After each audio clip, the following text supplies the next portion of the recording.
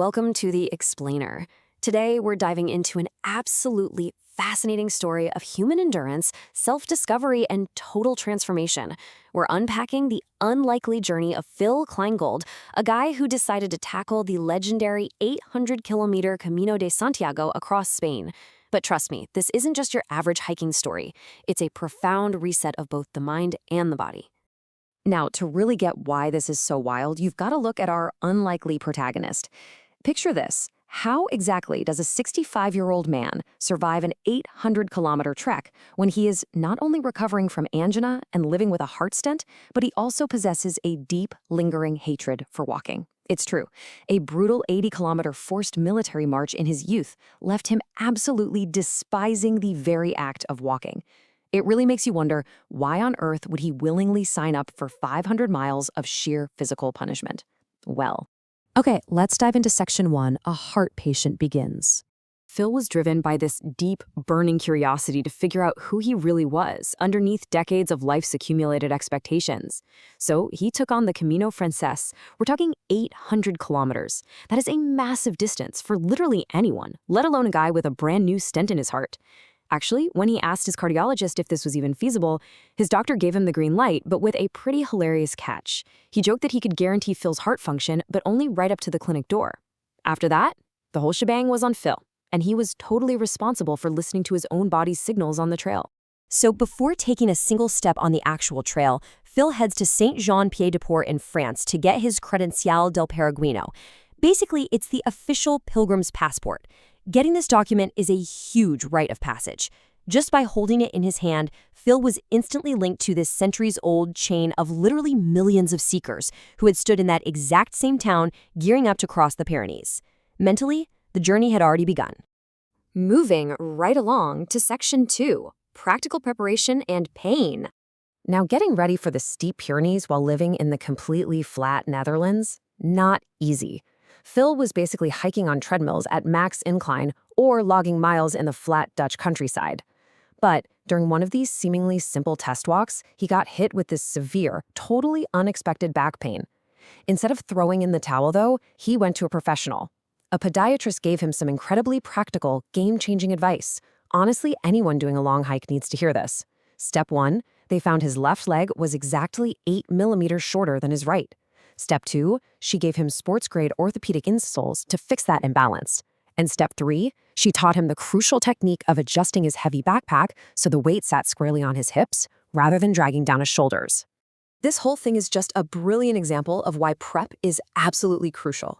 To put that into perspective, just fixing that 8 millimeter leg difference with the insoles, boom, a 30% drop in pain. Taking the weight off his shoulders and shifting it to his hips, another 30%. That is a massive 60% reduction in physical suffering before he even set foot in Spain. It really goes to show you've got to know your own body's unique limitations and plan for them. All right, let's get into Section 3, Music and Fellow Pilgrims. You see, the Camino isn't just about managing physical pain. It's all about the social fabric of the trail. Out there, total strangers instantly become your supportive family. Nobody's asking about your job or your status. You're just a pilgrim. Now, because of his heart condition, Phil had packed a pretty massive supply of meds and first aid gear. Because of this, he humorously got nicknamed the trail's walking pharmacy, kind of like that character from the movie The Way. He was always handing out painkillers, blister tape, and iodine to anyone struggling. And the karma came right back around.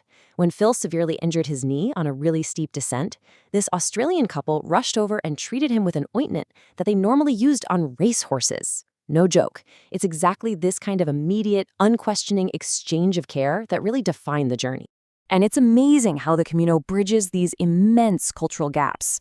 Early on in the trip, Phil was sitting at this gorgeous viewpoint and just started humming an old Dutch sailor song from Rotterdam. Well, a group of Korean hikers heard it, absolutely loved it, and responded by singing this beautiful, haunting mountain harmony. Next thing you know, an Israeli father and daughter joined in with a Hebrew folk tune. Without even sharing a common language, they spontaneously put on this incredibly moving international concert at an elevation of 1,000 meters. Music literally became their shared language. But, when actual spoken language was needed, Phil was definitely the go-to guy. Speaking 6 languages fluently, he often acted as the communal translator at the hostels.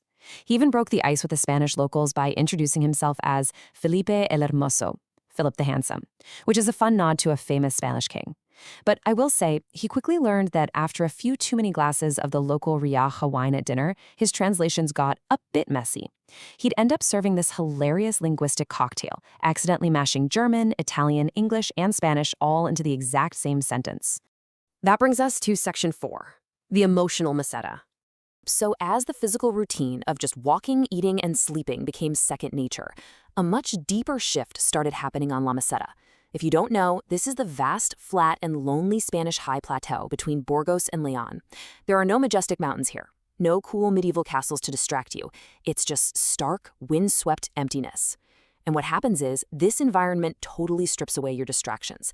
It forces pilgrims into this relentless, unavoidable, day-long dialogue with me, myself, and I.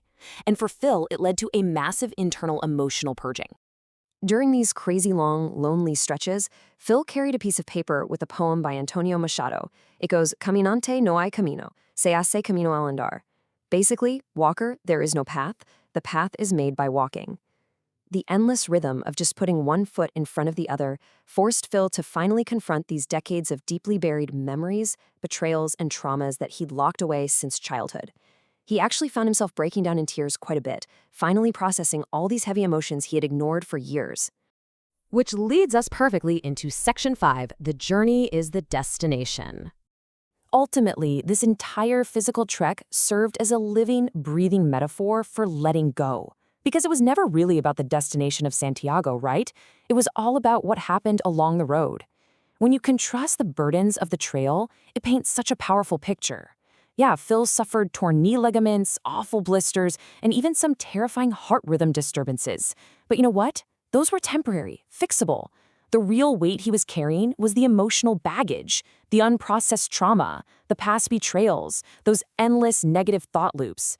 The Camino had to break him down physically so he could finally process and release those internal emotional burdens. And there's this absolutely beautiful tradition on the Camino that captures this release perfectly. Pilgrims will actually carry a literal pebble in their backpack, which represents their life's heaviest emotional and spiritual burdens. Then, when they reach the Cruz de Fierro, which is the highest point of the journey, they physically drop the stone. They literally leave their baggage behind so they can finish the rest of the trek with a lighter, liberated heart. Phil brought one stone for himself, and he brought another one for a young guy back home who was battling multiple sclerosis, leaving them both right there at the summit. And that brings us to the ultimate takeaway of this explainer. Phil Kleingeld pushed past a serious heart condition, physical injury, and his own mental blocks to hit a complete reset on his life. So I have to ask you, what are your pebbles? What unprocessed memories or mental limitations are weighing down your backpack right now? And honestly, what is stopping you from taking that very first step toward healing and walking your own personal Camino? Think about that for a bit. Thanks for tuning in, and until next time, keep learning.